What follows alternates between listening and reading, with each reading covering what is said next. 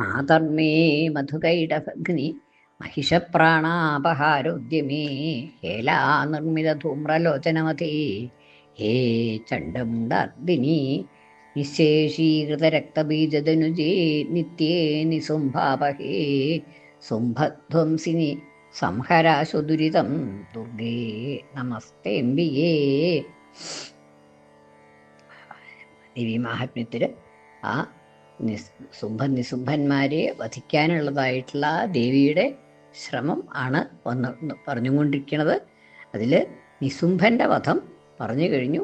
ആ നിശുംഭനെയും വധിച്ചു കഴിഞ്ഞിട്ട് ആ നിശുംഭൻ്റെ രക്തവും ശരീരാംശങ്ങളും ഒക്കെ ദേവിയും കാളിയും സിംഹവും ബാക്കിയൊക്കെ കൂടിയിട്ട് ഭക്ഷിച്ചു എന്ന് പറഞ്ഞു.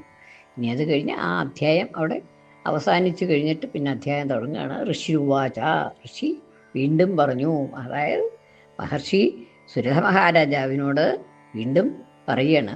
ആ കഥ തുടരുകയാണ്. പിന്നെ നിശുംഭം നിഹതം ദൃഷ്ട്വാ പ്രാതരം പ്രാണസംഹിതം ഹന്യമാനം ബലം ജൈവ ശുംഭ ക്രുദ്ധോ അബ്രവീത് വചഃ ക്രുദ്ധോബ്രവീത് വചഃ. ഋഷിരുവാച, ഋഷി പറഞ്ഞു, സന്യാസി പറഞ്ഞു. നിശുംഭം നിഹതം ദൃഷ്ട്വാ, നിശുംഭനെ നിഹതനായി കണ്ടിട്ട്, നിശുംഭൻ ഭൂമിയിൽ പതിച്ചു, മരിച്ചു വീണ് കഴിഞ്ഞു എന്ന് കണ്ടിട്ട്, നിശുംഭം നിഹതം ദൃഷ്ട്വാ, നിഹതനായി കണ്ടിട്ട്, നിശുംഭൻ മരിച്ചതായി കണ്ടിട്ട്, ഭ്രാതരം, ആരാണ് നിശുംഭൻ എന്ന് പറഞ്ഞാൽ തൻ്റെ സഹോദരനായിട്ടുള്ള പ്രാണസംഹിതം, പ്രാണന് തുല്യനായിട്ടുള്ള, സംവിധം ച തുല്യൻ എന്നുള്ള അർത്ഥം.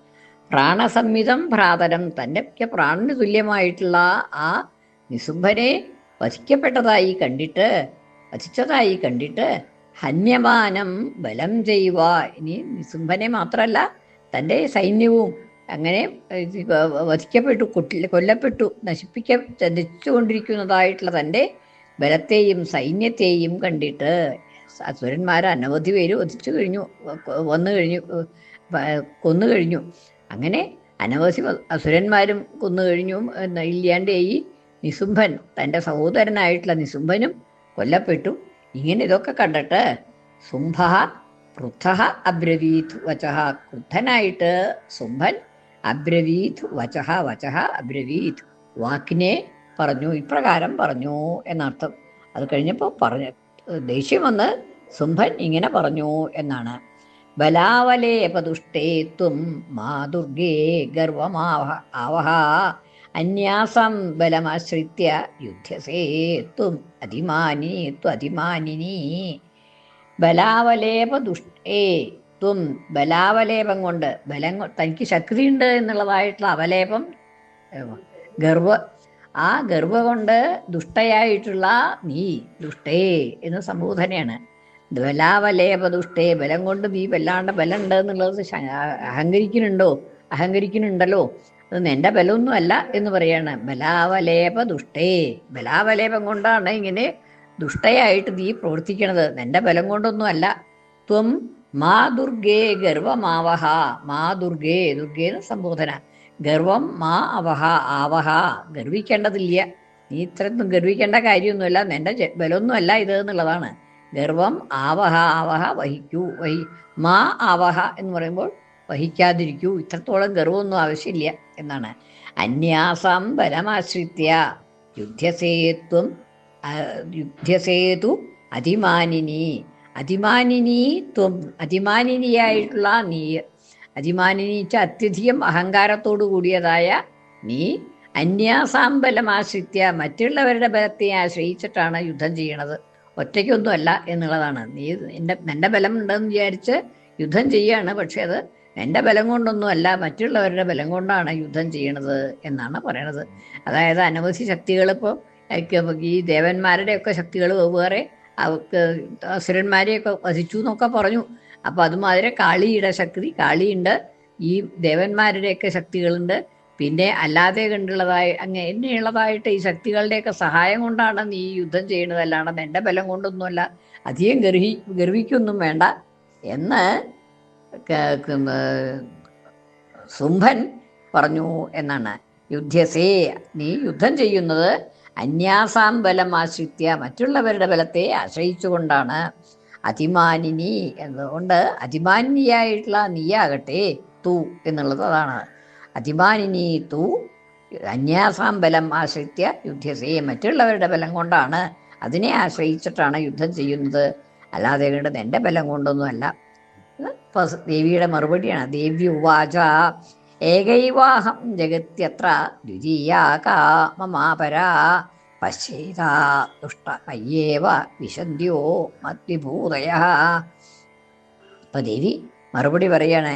ഏകൈവ അഹം ജഗതി അത്ര അത്ര ജഗതി ഈ ലോകത്തിൽ ഈ പ്രപഞ്ചത്തിൽ അഹം ഏകാ ഏവ ഞാൻ ഒരുത്തി തന്നെയുള്ളൂ എന്നുള്ളതാണ്. അഹം ഏകാ ഏവ ഞാൻ ഒരുവൾ മാത്രമാണ് ഈ ലോകത്തിലുള്ളത്, വേറെ ആരുമില്ല എന്ന് പറയാണ്. ഈ പ്രപഞ്ചത്തിൽ ഞാൻ ഒരുവൾ മാത്രമാണ്. ഏകൈവ അഹം ജഗതി അത്ര അത്ര ജഗതി ഈ ജഗത്തിൽ അഹം ഏകാ ഏവ ഞാൻ ഒരുവൾ മാത്രമാണ്.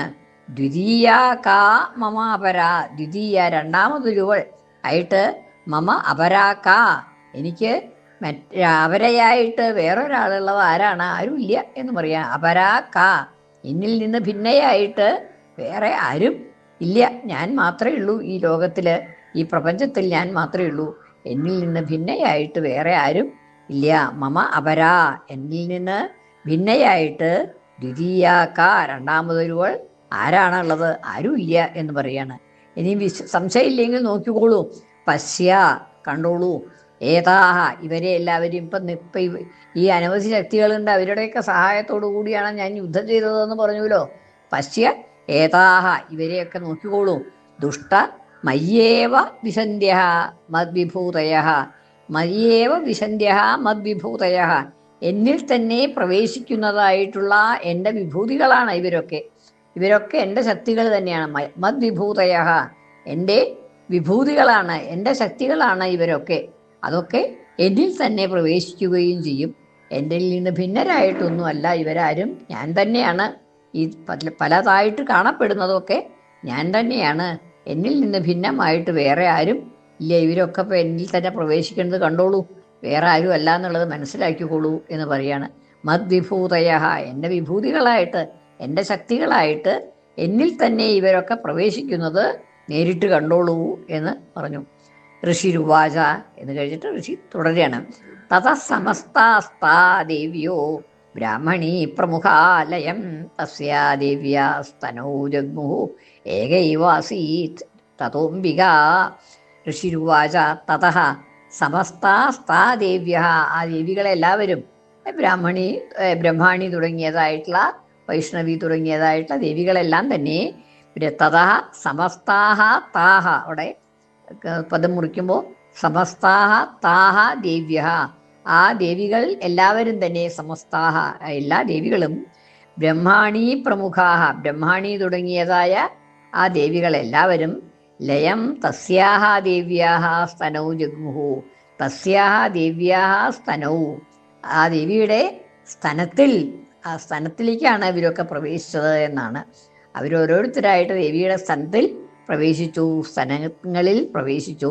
ദേവ്യാഹ തസ്യാഹ ദേവ്യാഹ ആ ദേവിയുടെ സ്തനൗ ലയം ജഗ്മുഹു സ്തനത്തിൽ ലയത്തെ പ്രാപിച്ചു, വിലയിച്ചു. ഏകൈവാസീത് തതോംബിക അപ്പോൾ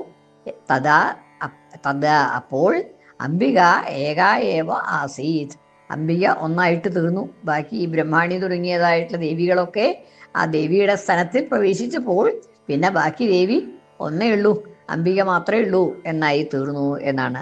ഏകൈവാസീത് തതഃ അംബികാഹ അംബിക അപ്പോൾ അംബിക ഏകാ ഏവ ആസീത് ഒന്ന് മാത്രമായി അവശേഷിച്ചു. എന്നിട്ട് ദേവി പറയാണ്. ദേവി ഉവാച അഹം വിഭൂത്യ ബഹുഭിരിഹ രൂപൈര്യഥാ സ്ഥിതാ തത്സംഹൃതം മയൈകൈവ തിഷ്ഠാമ്യാജൗ സ്ഥിരോ ഭവ. ഇനി ഞാൻ പലരോടുകൂടി യുദ്ധം ചെയ്യണു, പലരുടെയും സഹായത്തോടു കൂടി യുദ്ധം ചെയ്യണു എന്നല്ലേ സുംഭൻ പറഞ്ഞത്? ഇല്ല, ഞാൻ ഒറ്റയ്ക്കേ ഉള്ളൂ.